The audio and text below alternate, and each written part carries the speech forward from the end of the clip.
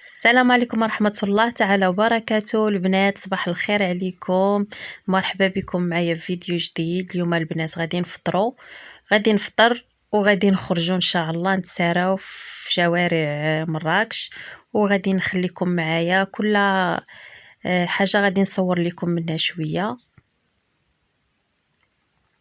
هنا البنات حنا خرجنا، مشينا قلنا غادي نمشيو للمناره هي الاولى، ولكن المناره لقيناها ساده.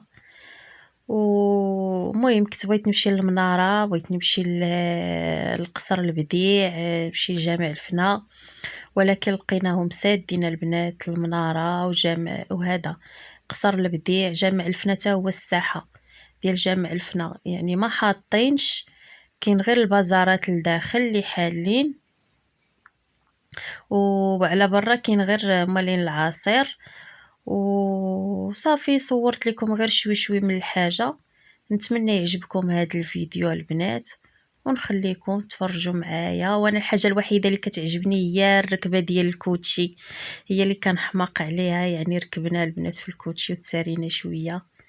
ايوا بغيت نشارك معاكم، واخا ما صورتش لكم كلشي، المهم قلت غادي نشارك معاكم غير لقطات وصافي. يلا خليكم مع الفيديو البنات، ونتمنى يعجبكم الفيديو.